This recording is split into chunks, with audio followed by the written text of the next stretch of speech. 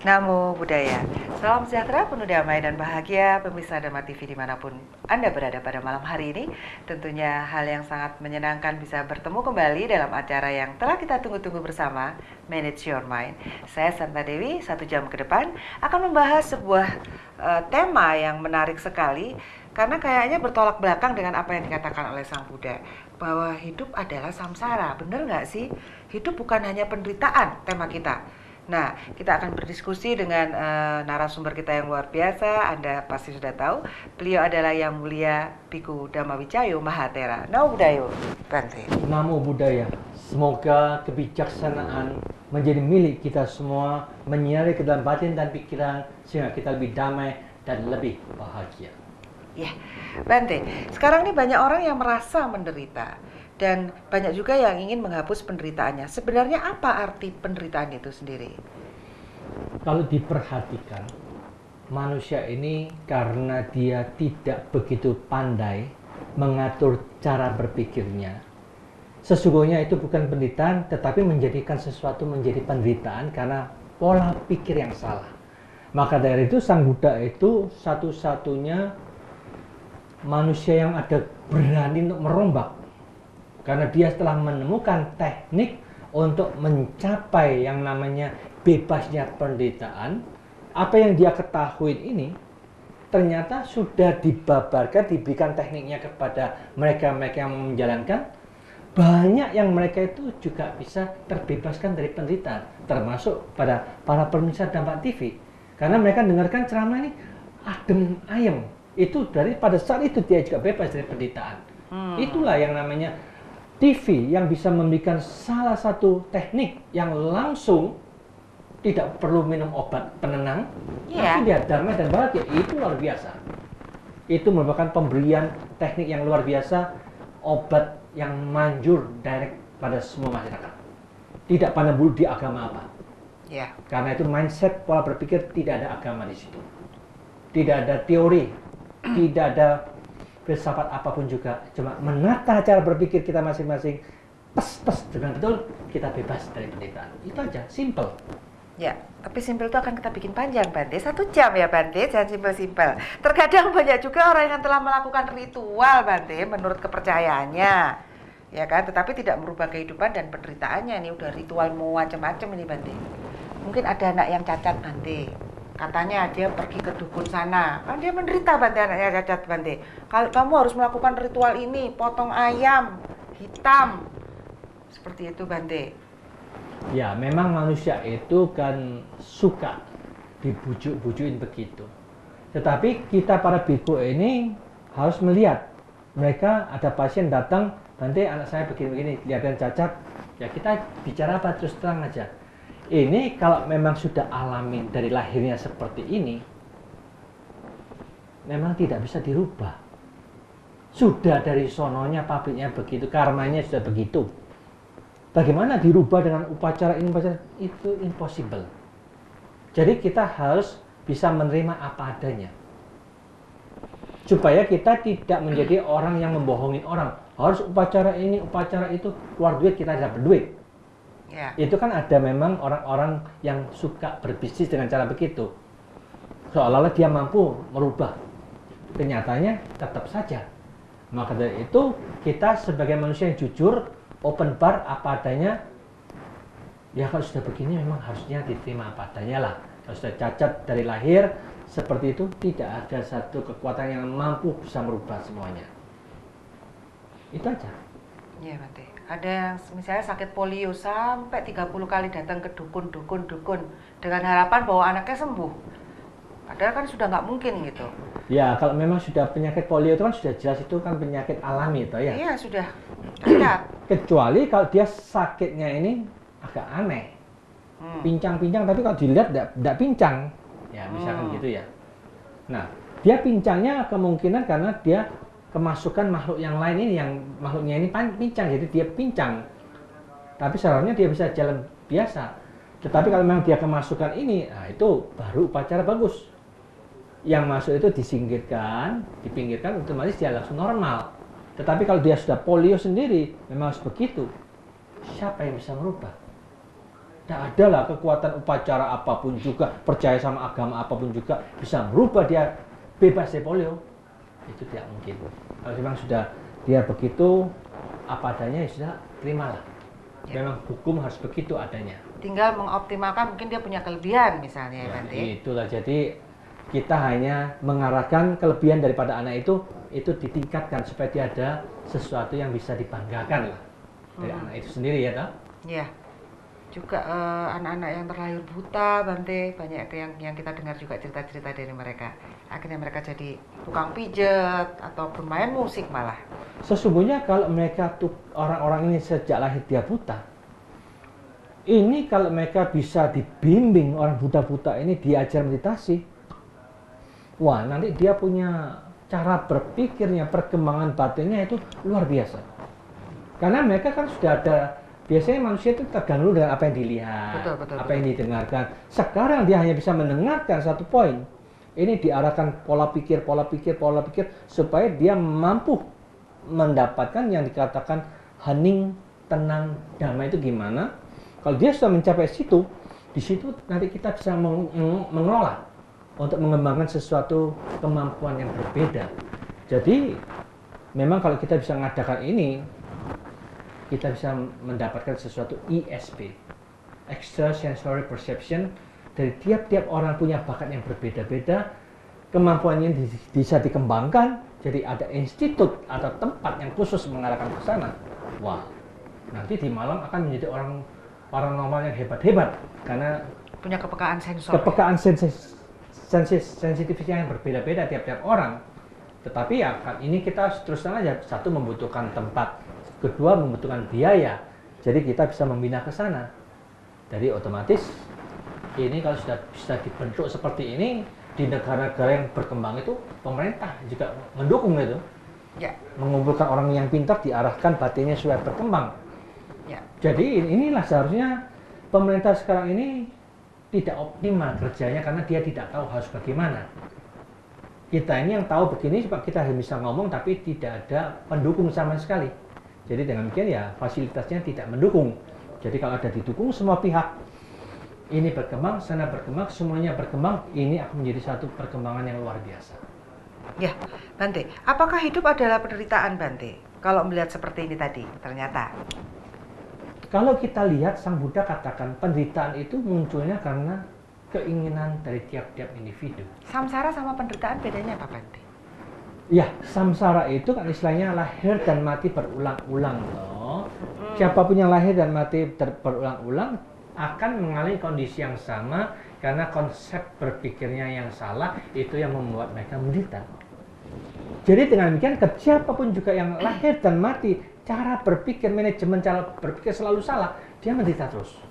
Makanya itu kalau siapapun juga yang mulai sekarang ini mampu menata, memanage pikiran dengan baik dan benar, dia lahir sebagai apapun juga, punya percaya apapun juga, tidak menjadi masalah. Yang penting mindset, menata cara berpikir yang dengan tepat, benar, bagaimana membebaskan dari penderitaan, baru dia menemukan tekniknya itu sendiri secara otomatis di dalam dirinya. Bukan percaya lagi sama kitab suci. Tetapi kalau dia tidak tegas, apapun yang membuat dia menderita, dia tidak mampu membuangnya, masih melekat, masih digenggam, masih diingat berulang-ulang. Cara berpikir yang salah tetap dipegang, tidak ada satupun yang bisa berubah. Karena yang merubah ada dirinya sendiri. Yang salah-salah itu dibuang, disingkirkan. Dan pikirannya sendiri, supaya mindset yang benar dimasukkan, sehingga baru bebas dari penderitaan itu. Ya. Apakah seseorang yang merasa menderita dikarenakan ketidakmampuan untuk menerima apa yang telah diberikan? Otomatis memang betul, sesungguhnya itu merupakan sarana yang terpenting. Mereka biasanya selalu tidak bisa menerima apa adanya, memberontak lah istilahnya ya. Gak bersyukur gitu Ya, maksudnya. tidak bersyukur, terus orang ini masih kurang, sudah dapat satu istri kok ngene sih, akhirnya aku bosan golek maneh. Itu kan dia tidak bersyukur dengan apa yang sudah ada. Nah dengan demikian ini manusia itu memang harus puas apa adanya, ini juga bisa mengurangi penderitaan. Kalau dia tidak pernah bersyukur, tidak pernah puas, sampai orang yang sudah punya 12 istri saja belum pernah bahagia. Tapi istrinya ngomel terus Bante, Ya tiap itu bulan tiap hari. diomeli ya. Tiap hari dia menderita kan, istrinya berapa banyak yang tiap hari ngomelin itu. Ya Kasihan. enggak, pertama dari satu tuh ngomel terus akhirnya dia nyari yang kedua Bante. Supaya adem ayam, ternyata Ya. nggak podo aja gitu. Tapi berarti wanita memang tukang ngomel ya Bante ya? Ya katanya memang begitu kerjaannya. wanita Disadari, suka ngomong. diterima ya Bante ya? Iya. Lalu ada 12 berarti 12 orang ngomel ini Bante. Ya itulah resiko. Aduh, Resiko enggak deh dari Bante. banyaknya pasangan hidup. Bagaimana penderitaan dihapuskan? Caranya bagaimana? Sesungguhnya kan istilahnya penderitaan itu sesuatu yang tidak bisa dihapuskan, tetapi sesuatu yang harus dilihat apa adanya dengan pikiran yang jernih, dilihat-lihat di dalam pikiran kita, ternyata itu juga bukan penderitaan, gitu loh. Itu hanya permainan pikiran kita sendiri, Sensasi ya. tetapi kita tidak bisa mempermainkan dengan begitu smoothnya, begitu indahnya, sehingga kita tidak pernah menderita dengan yang orang lain sebagai penderitaan, tapi ini kita tidak memandang sebagai penderitaan, tapi kita melihat, memantau, menyaksikan, inilah hidup hanya permainan pikiran kita. Ternyata pikiran kita kok main seperti ini, tapi kita tidak anggap itu sebagai penderitaan, hanya menyaksikan, mengetahui, dan lepas. Mengetahui, menyaksikan, lepas. Terus begitu. Jadi tidak ada yang dilengketin, tidak ada digenggam, lalu dipikir berulang-ulang. Ini yang membuat kita membulat pikiran kita sendiri, yang membuat kita stres. Jadi kita cukup memantau, melihat, dan lepas. Jangan diikat. Inilah yang namanya, barang siapa yang sadar dan tahu akan permainan pikirannya seperti itu, kalau dia tidak mengikat, dia melepas, tidak ada yang diikat sama sekali, kapan penderitaan muncul? Karena penderitaan muncul kan kita melekat diulang-ulang berkali-kali, itu tambah menderita.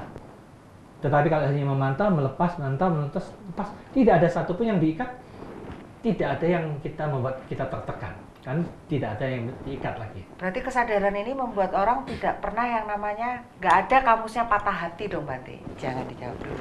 Baik pemirsa Dharma TV, jangan kemana-mana, kita akan ketemu lagi setelah yang satu ini. Baik pemirsa Dharma TV, tentunya masih bersama saya Sapna Dewi dalam acara Manage Your Mind, dan bahasan kita pada malam hari ini adalah hidup bukan hanya penderitaan. Nah Bante, kalau orang sudah memahami tentang hukum, dhamma, berkesadaran, berarti istilah patah hati itu nggak ada dong Bante? Sesungguhnya patah hati itu kan juga permainan dari pikiran kita. Iya. Sebelum ditinggal pacar, pacar nggak mau sama saya. Iya. Selama kita punya ada konsep aku mau sama dia. Tapi kenapa dia tidak mau aku? Itu yang membuat kita menderita. Demikian juga Sang Buddha ini sangat jelas menekankan kita harus menyadari mengapa kita menderita itu, karena ada konsepnya aku itu loh. Kalau kita aku, dia tidak mau sama aku, ya udahlah, mungkin dia akan lebih berbahagia dengan yang lain. Let it be, biarkanlah, kita berikanlah, sumbanglah. Pacar kita sumbang kepada yang lain, dia cari yang lain. Kan enak toh? Aduh. Memang kalau kita lihat, manusia yang patah hati itu karena cara berpikir, konsep berpikirnya yang salah. Karena dia merasa, aku ingin dia, tapi dia yang tidak mau aku. Atau sebaliknya, dia yang mau aku, tapi aku tidak mau dia. Jadi konsep aku itulah yang jadi penyebab kita patah hati. Demikian juga kalau lihat dengan teliti, memang Sang Buddha itu seorang psikologi yang luar biasa hebatnya. Manusia menderita itu gara-gara aku. Aku dikalahkan, aku dicaci maki, aku difitnah, aku dirampok, aku direndahkan. Barang siapa yang masih punya pikiran seperti itu, penderitaan tidak pernah lenyap dari pikirannya. Tetapi kalau pikiran aku tidak ada, kita tidak akan menderita. Kalau memang dia tidak mau sama aku juga tidak mau sama dia, lalu buat apa kita putus cinta? Patah hati? Patah hati, jadi tidak perlu patah hati. Patah hati kan mindset kita yang membuat kita menderita. Patah gitu Bante, sakit rasanya tapi Bante. Itu bukan sakit lah, cuma kita yang melekat. Melekatnya terlalu ngotot, jadi diulang-ulang itu jelimet, ngikat batin kita sendiri seolah-olah sakit. Maka itu kita jangan melekat. Sing lanang nggak gelem ya boleh lanang maneh. Patah hati carilah ganti gitu aja, sederhana ya Pak. Carilah, mungkin dia akan kita ketemu yang lebih baik. Kalau yang perempuan juga gitu. Yang laki-laki juga demikian. Kalau dia yang perempuan nggak mau, jangan patah hati. Gara-gara itu kita bunuh diri, kan sering kali itu. Bunuh diri, membunuh istrinya, misalnya nggak mau dicerai, misalnya pasangannya dibunuh pasangannya. Nah, Aduh, itu namanya sudah kepacut. Jadi nafsu keinginannya begitu kuat, langsung dilakukan dengan yang kasar sampai membunuh, memaksa, aduh. menyiksa. Ini sudah tidak manusiawi lagi itu. Dia sebagai manusiawi, dia punya pasangan hidup. Kita pertama kali kan cinta itu ingin dia bahagia. Betul, memberi. Itu pikirkanlah, kita ini ingin membahagiakan dia. Kalau ketika kita masih berhubungan ini terjadi patah cinta, patah hati, ya kita pikir ya sudahlah, kalau memang dia mau begitu, dia lebih bahagia, silakan. Apa adanya, saling ingin membahagiakan dia. Kalau memang kita tidak ada kecocokan, ya silakanlah kamu cari yang lain, saya juga yang cari yang lain. Jadi dengan ini win-win solution, sama happy-nya, sudah tidak ada cocok, dipaksakan aja sesuai dengan kemauan kita. Itu kan menyebabkan satunya yang sudah patah hati tambah patah, Penindasan ini ya, Bante. tertekan, kita dijajah atau dengan cara seperti ini kita tidak memberikan kemerdekaan kepada orang yang kita cintain. Yang tadi ngomong cinta itu ternyata bohong. Orang yang ingin cinta, kalau memang dia merasa tidak cocok dengan kita, merasa lebih senang dengan yang kelompok yang lain, silakanlah. Carilah teman kamu yang lebih cocok dengan kamu, karena hidup itu hanya mencari teman yang serasi. Betul. Jadi ketika serasi sudah cocok, kita bisa happy bersama. Kalau memang tidak cocok, kita merasa cocok sama dia, ya mungkin kita harus memperbaiki supaya kecocokan ini ditingkatkan supaya dia juga cocok sama kita, sehingga baru dia mau lagi. Kalau ini tidak ada dirubah, konsep keakuan tidak kita rubah, kita akan tertekan, kita akan terjerat sendiri, kita akan menderita sendiri. Karena kemelekatan kita, konsep aku ini, aku mau demikian, harus sesuai dengan aku yang aku mauin. Sehingga itu membuat patah hati terjadi. Aku sing bener, pokoknya yang paling bener aku, pembenaran ini loh, Bante. Itulah konsep akunya yang harus diperbaiki toh. Ya, Bante, di dalam konsep perkawinan yang pernah saya alami, itu ada satu kontrak gitu ya, ada satu janji bahwa pihak pria itu akan memberikan nafkah lahir dan batin. Di konsep Buddha ada nggak, Bante, perjanjian ini bahwa memberi nafkah adalah kewajiban dari pihak pria? Ada. Memang di dalam riwayat hidup Sang Buddha ini juga ada di dalam Sigalowada. Di antaranya kewajiban sang suami. Itulah memberikan nafkah, memberikan harta, memberikan perhiasan, menghibur, menyenangkan. Juga sebaliknya sama juga. Ketika nanti suaminya perlu, ya dia perlulah melayani, memberikan sesuatu yang dibutuhkan suaminya, menghormatin suaminya, menghormati orang tuanya. Jadi dengan demikian ya otomatis kewajiban-kewajiban itu dijalankan, mereka hidup bahagia. Ya, tapi ketika ada kesetaraan gender yang sekarang, ketika wanita bekerja, ketika wanita berkarir, dan mungkin terjadi pertukaran gitu loh, Bante, tugas atau kewajiban, itu gimana, Bante, secara fleksibilitas? Apakah tetap mengacu pada aturan lama ini? Kita harus fleksibel. Fleksibel itu adalah untuk melakukan kerjasama diulang bersama, gimana tanggung jawab kita masing-masing. Kalau memang yang pinter cari duit sang istri, ya biarlah istri yang mencari duit. Kita yang menjaga di rumah, mendidik anak, membersihkan rumah, dan memasak yang laki-laki. Kalau memang tugas itu sudah sepakat dari semula, ya tidak menjadi masalah. Jadi dengan demikian itulah yang dikatakan Sang Buddha ini sangat-sangat fleksibel, mengajak kita untuk merundingkan kebersamaan sesuai dengan kemampuan masing-masing. Jadi bukan pemaksaan. Kalau memang istrinya lebih mampu yang mencarikan duit, ya biarlah istri yang mencari. Sang suami di rumah, bagian masak, mempersiapkan makanan, bagian mendidik anak-anak, membersihkan rumah tangganya. Jadi itu tugas dia, jadi boleh aja, tidak menjadi masalah. Nah, kalau ternyata alasan istri hanya untuk aktualisasi diri, bagaimana, Bante, menjaga keseimbangan? Apakah memang yang diutamakan adalah anak-anak? Ini untuk rumah tangga ya, Bante? Jadi kadang-kadang istri itu kan hanya ingin berkarya saja gitu loh, untuk apa ya, untuk kepuasan diri aja.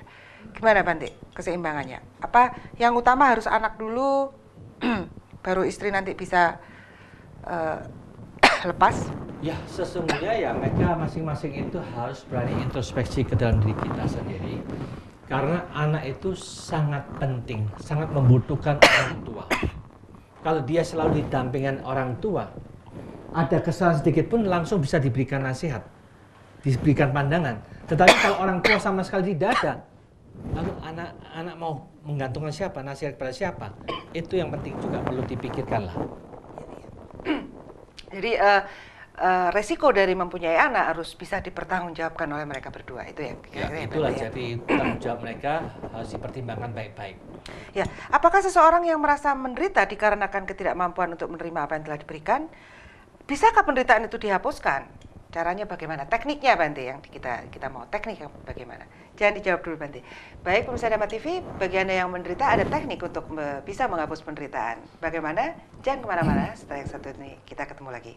Baik pemirsa Dhamma TV, selamat malam bagi Anda yang baru saja memutar channel kami Dhamma TV. Selalu damai di hati. Dan tentunya selamat malam juga bagi Anda yang di Tulungagung, mungkin Kediri, Jombang, atau dimanapun Anda berada. Pada malam hari ini kita mengusung sebuah tema yang menarik, bahwa hidup ternyata bukan hanya penderitaan. Nah, tetapi bagaimana nih Bante?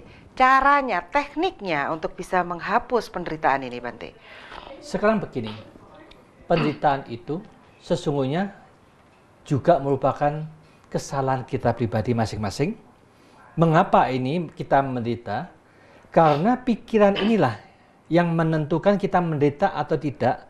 Kalau pikiran, energi pikiran ini fokusnya ke penderitaan itu 90% ke atas, kita menderita berat sekali.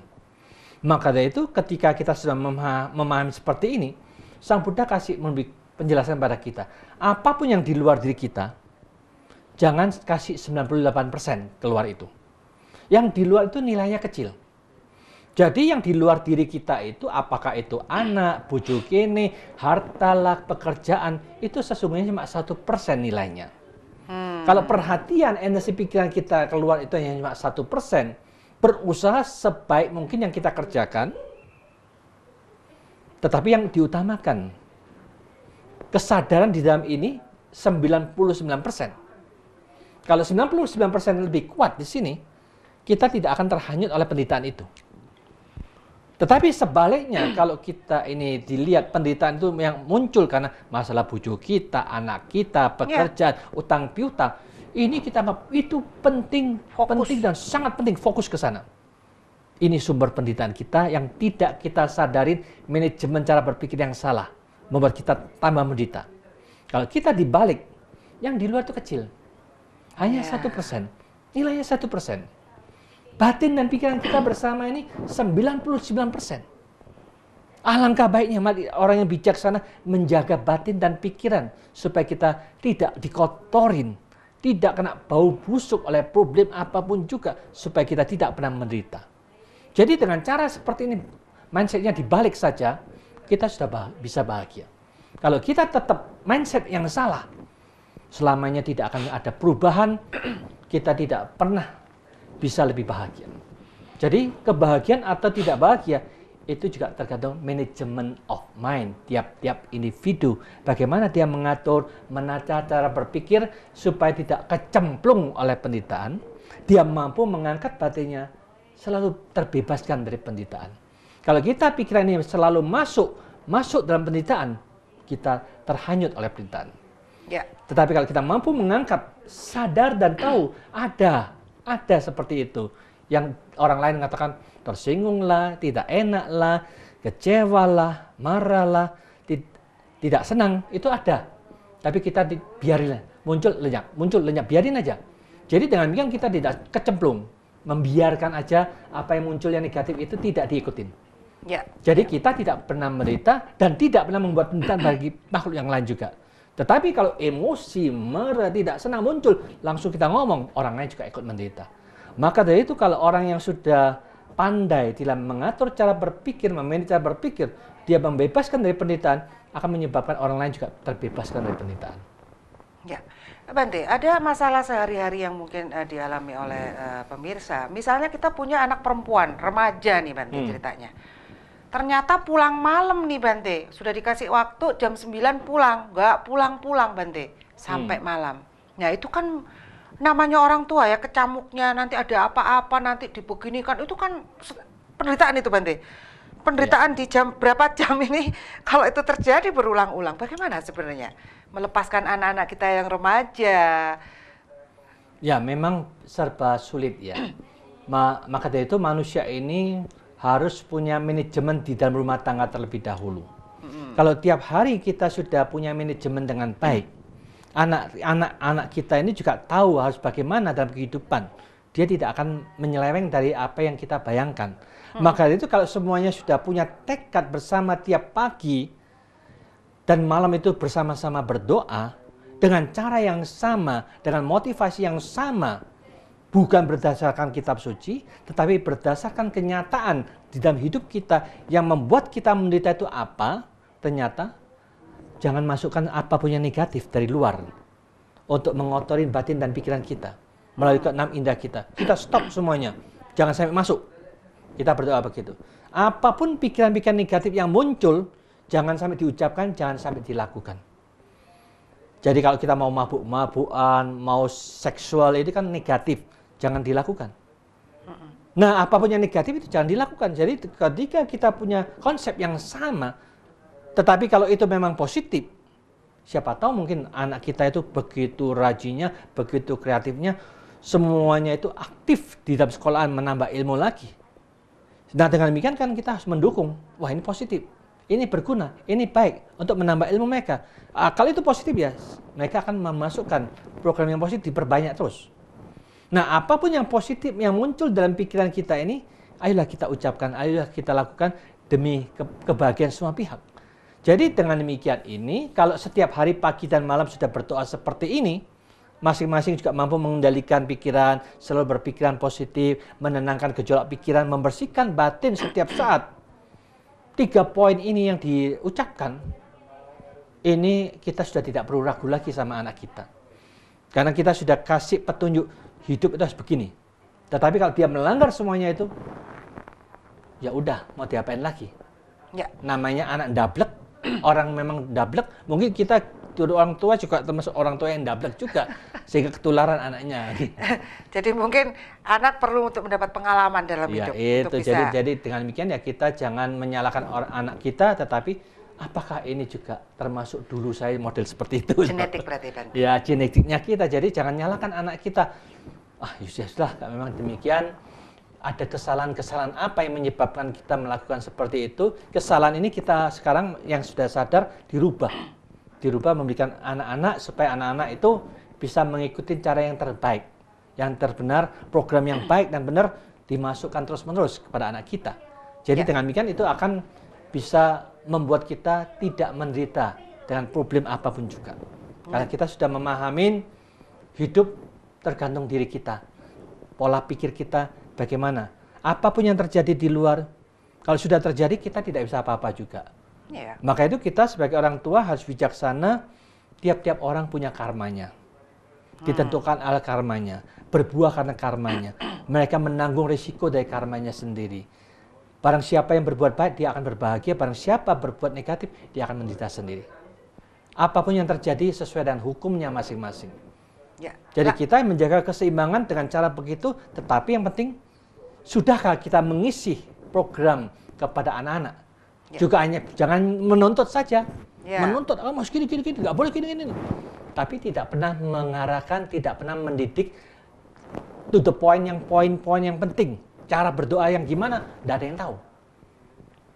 Jadi dengan demikian kalau dikasih cara doa setiap saat minta maaf, aduh aku sudah salah ini minta maaf ya, apapun salahkan minta maaf terus.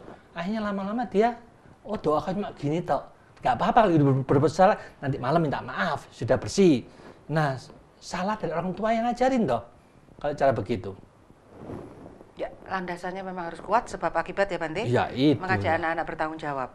Ada kasus lagi nih Bante, kalau memang bahwa suami atau pria ini berlaku sebagai seorang pemimpin di dalam rumah tangga, tetapi secara kesadaran dia di bawah kesadarannya masih di bawah istri. Sehingga mereka tidak bisa bersatu. Ini bagaimana menyikapinya, Bante? Ini kan yang membedakan level kesadaran. Ternyata level kesadaran sang suami di bawah sang istri. Ya, itulah jadi resikonya kalau memang sudah demikian ya kita harus menerima apa adanya. Memang model bojoku ya kok ngono ya toh. Ya. Ya diterima apa adanya supaya kita tidak terlalu banyak menuntut. Ketika kita tidak pernah banyak menuntut, penderitaan tidak muncul dalam diri kita. Memang begitu model suamiku, kan sudah selesai. Jadi kita sekarang kalau sudah tahu demikian ya, kita bersama-sama untuk memikirkan, tukar pikiran, bagaimana supaya dia ditingkatkan kesadarannya, supaya dia bisa melakukan kewajiban-kewajiban lebih baik lagi. Jadi itulah perlu ada program-program baru yang kita berikan juga. Ya, jadi seorang pasangan harus mempunyai kesabaran juga melihat pasangannya berproses. Memang tanpa memaksakan kehendak. Kesabaran termasuk salah satu latihan seumur hidup kita. Menghadapi apapun juga sabar itu penting. Berarti kesabaran tidak ada batasnya dong, Bante? Tidak ada batas. Katanya kesabaran itu ada batasnya. Kalau kita menjadi orang biasa ada batasnya. Kalau kita punya cita-cita menjadi orang yang luhur dan tinggi, tidak ada batasnya. Supaya kita selalu sabar terhadap siapapun keadaan apapun tetap sabar. Tidak ada batasnya.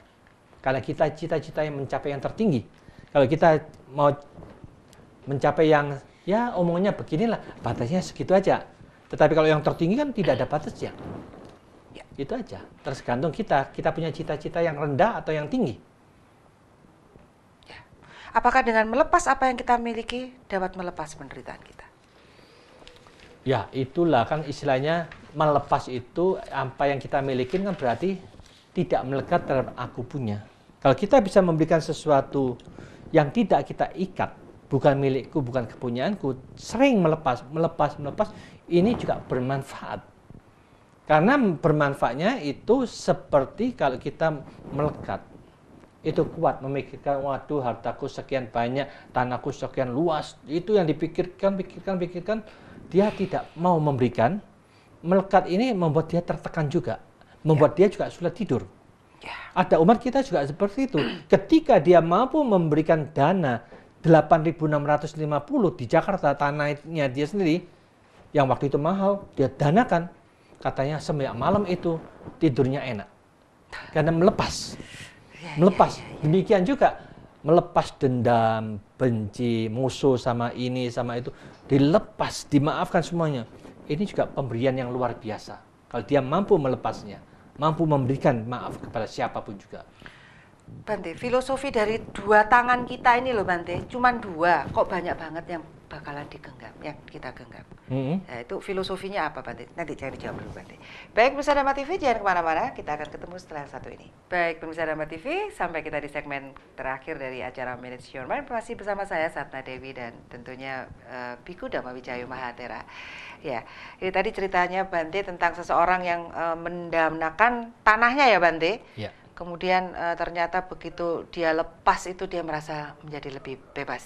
Iya, jadi lebih enak tidurnya, lebih nyenyak, tidak memikirkan harta lagi. Ya. Kalau ketika dulu kan setiap tidur pikirkan, tanahku ini gimana, yang hartaku setelah gimana, yang ini laku berapa, kayak itu yang dipikirkan. Bulet aja gitu. Bulet ya ke arah-arah itu yang membuat dia susah sendiri, nggak bisa tidur. Ketika dia bisa menyumbangkan tanah yang begitu berharga, sumbangkan untuk wihara, langsung dia lepas. Sekarang pikiran juga melepaskan keterikatan, lelap dengan enak. Ya. Bante, kalau melihat tubuh fisik kita ini, kita punya dua tangan yang bisa untuk menggenggam Bante. Sebenarnya ada nggak sesuatu yang layak kita genggam dalam hidup ini? Dua saja? Atau kita lepas saja semua? Ya, memang kalau kita lihat, menggenggam itu, kemelekatan itu, sesungguhnya tidak baik untuk kemajuan batin kita. Kebodohan itulah yang membuat kita bisa terikat. Kebodohan dari apapun juga menyebabkan kita bisa menangkap. Seperti gini, kera biasanya suka akan telur. Maka itu orang-orang yang menangkap kera, dia begitu pinternya. Ya, ada batok yang dibolongin dalam bagian ini, pas tangan masuk, di dalamnya ada telurnya. Wah, Kerainya itu melihat ada telur, langsung masuk toh, ditangkap. Nah ini talinya ini apa? Kelapanya diikat dengan tali ke pohon itu. Nah kerainya kan nggak mau ini, aku mau ini telurnya, mau telurnya. Ada orang datang tetap ngotot, telurnya tetap pegang. Selama dia memegang ini dia ketangkap. Tidak bisa lepas ya. Maka dari itu kalau dia bijaksana, mengapa aku tidak bisa keluar? Karena aku melekat dengan telur ini. Kalau aku bisa melepas telur itu, aku nggak dapat ini. Aku bisa membebaskan tanganku bisa lebih kecil, bisa keluar. Aku terbebaskan, tidak melekat, aku bebas. Karena kera itu begitu bodohnya, dia tetap menggenggam, mempertahankan, aku mau telur. Yang dipikirkan telurnya, bukan keselamatannya dia. Karena dia bodohnya begitu, mikirkan telurnya, bukan penting jiwanya, akhirnya dia ketangkep. Tetapi kalau dia orang yang bijaksana, aku mau selamat, aku mau bebas, aku tidak mau telurnya. Kalau gitu saya lepas aja, tangan keluar bisa lari. Jadi dengan demikian itulah tergantung kebijaksanaan kita, bagaimana kita menggunakan apapun juga tangan ini. Untuk apa yang bisa kita pegang saat itu, pegang, setelah itu lepas. Pegang ini lepas, pegang ini lepas. Jadi banyak yang bisa kita pegang dan tidak ada apapun yang kita melekat. Kalau kita hanya satu dipegang ini betul, nggak bisa apa-apa kita. Cuman dua. Nggak bisa memegang sesuatu yang lebih bermanfaat lagi. Jadi dengan demikian ya kita harus memikirkan yang bermanfaat itulah yang kita perlu pegang, yang kurang bermanfaat ya kita lepas.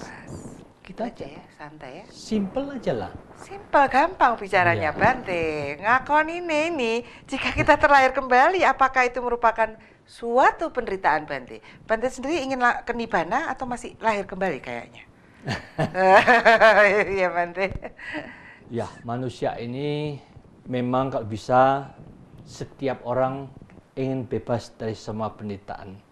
Bebasnya penderitaan itu bukan sesuatu hal yang cukup hari ini kita dengar, hari ini kita langsung bebas dari penderitaan, tidak bisa, tetapi kita harus melatih untuk membiasakan bebas dari penderitaan, baru kebiasaan itu akan membentuk kewajaran dalam pola pikir masing-masing.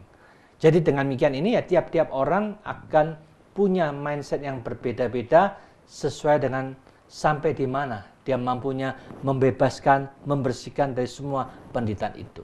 Kalau dia begitu kuat menggenggamnya, begitu kuat melekatnya dengan konsep yang salah, selamanya itu dia tidak pernah merdeka, tidak pernah bebas. Karena dia dijajah, tapi tidak sadar bahwa dia sedang terjajah. Itulah yang sangat disayangkan. Maka dari itu semua makhluk inginnya ya kalau bisa bebas, secepat-cepatnya bebas, tidak perlu lahir kembali. Karena tahu lahir itulah sumber yang membuat kita tetap menderita, mengulangin masalah yang sama. Coba pikirkan, masalah apa yang berbeda dari setiap orang? Kan sama aja. Masalah bojo lah, anak lah, materi lah, harta lah, cinta. Nah itu dia. Sama hawa nafsu Bante. Tidak ada bedanya semuanya, kan hanya putar-putar ya podo penderitaan masalah itu semua. Ya, tapi selama kita masih punya fisik ini Bante, kita akan masuk dalam lingkaran manusia ini Bante. Apa kita benar-benar bisa suci Bante? Begini, manusia ini tergantung mindsetnya. Kalau tiap-tiap orang mulai sekarang ini mindsetnya itu sudah benar mengikuti cara Sang Buddha. Sang Buddha ini memang satu-satunya guru agung yang luar biasa, tergantung bagaimana pikiran kita untuk memahami tubuh jasmani.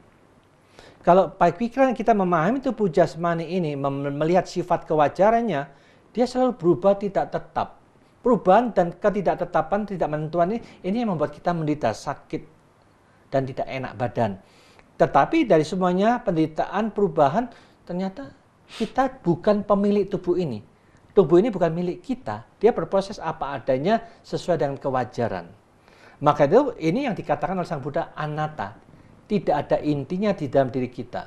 Apapun yang anicca, dukkha, dan anatta ini tidak pantas kita menggenggam dengan kuat. Iki loh, tubuhku, awakku yo ngene. Kita hanya diminta oleh Sang Buddha sadarilah. Biarlah dia berlewat apa adanya. Cukup 1% Anda tahu. Jalankan tugas dan kewajiban untuk menjaga, merawat, membersihkan tugas kita terhadap tubuh ini saja.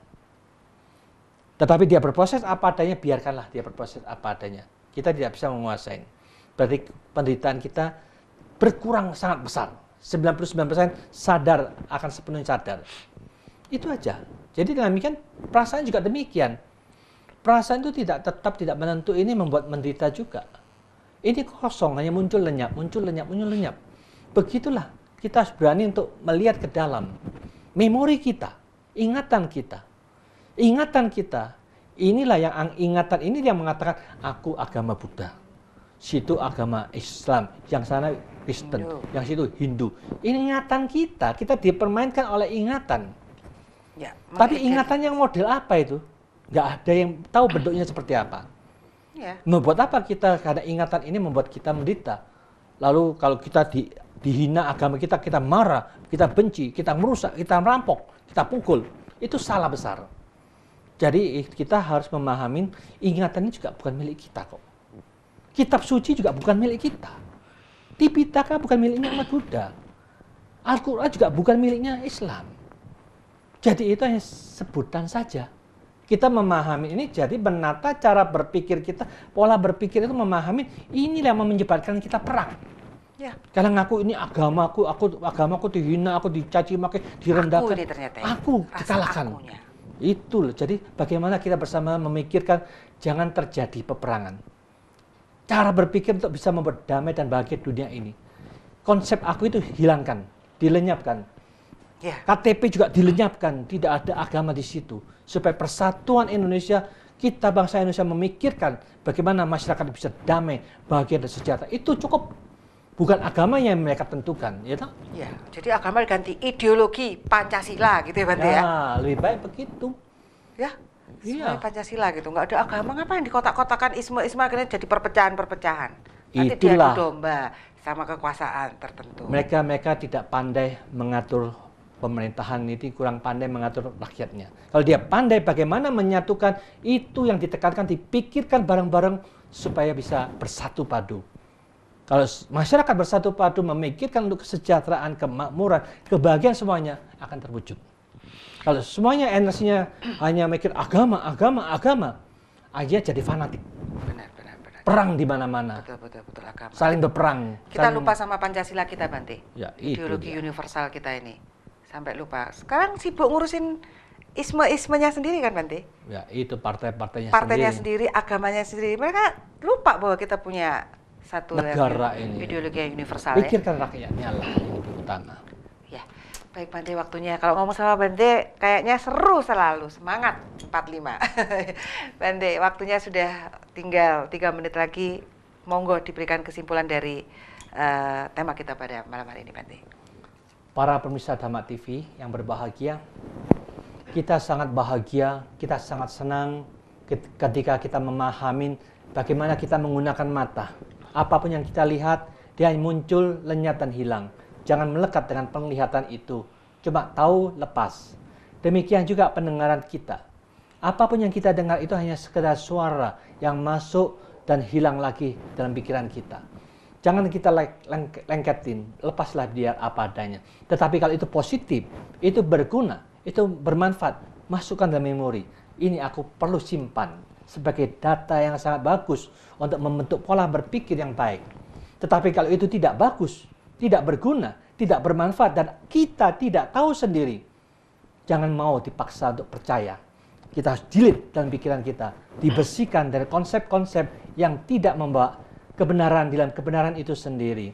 Tetapi kalau itu memang benar, baik, berguna, realita yang bisa kita dengarkan, yang bisa kita terima, yang bermanfaat, ayolah kita masukkan bersama, tetapi jangan terlalu melekat. Lalu kita gunakan pola berpikir yang lebih baik, sehingga kita bisa memberikan kebebasan dan kebahagiaan lebih banyak kepada masyarakat. Jalankan itu dengan sebaik-baiknya, dengan mendengarkan, Anda punya pola berpikir yang baik, kalian mendapatkan sesuatu yang positif, yang berguna bagi kita bersama. Demikian juga, baik masalah penciuman, masalah yang kita rasakan, semuanya ini juga tidak menentu. Bisa mendatangkan penderitaan, dan semuanya kosong, tidak ada intinya. Apalagi pikiran kita. Pikiran ini luar biasa. Sangat-sangat luar biasa.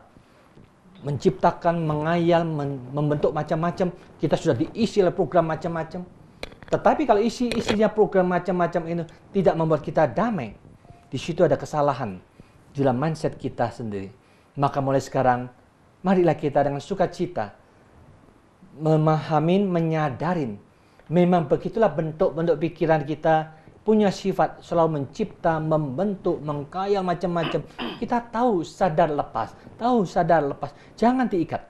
Jangan ditentang, kita ingin tenang. Biarkanlah mereka berlalu apa adanya. Dengan memahami sifat-sifat kewajaran tubuh jasmani, perasaan, memori, bentuk-bentuk pikiran. Kalau itu yang membuat kita menderita karena salah konsep, salah menilai, ini 98 milikku, kepunyaanku. Kita menderita. Mulai sekarang, kita cukup sadar, tahu hanya 1%. Lihatlah kewajiban dan kewajaran dari proses-prosesnya, dari tubuh, perasaan, bentuk-bentuk pikiran, dan memori itu. Memang begitulah ajarannya. Tetap senang dan gembira mengetahui kewajaran-kewajaran yang muncul dalam pikiran kita, tapi perkuat kesadaran. Sadar sepenuhnya. 99% diperkuat kesadaran kita. Selalu eling dan waspada di sini. Anda akan memiliki kemampuan yang luar biasa mengatur cara berpikir yang membuat kita menderita itu. Hanya kita kasih nilai 1%.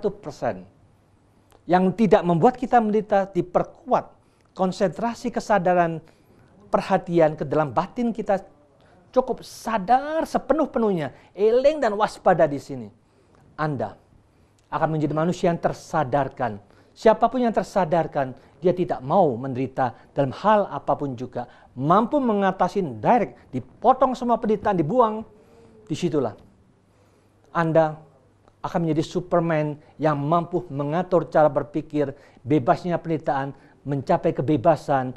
Anda akan menjadi manusia yang tersadarkan, yang sungguh-sungguh sadar. Manusia inilah yang akan menjadi masyarakat yang bisa membangun lingkungannya, karena dia sadar sepenuhnya akan membawa manfaat kepada banyak orang.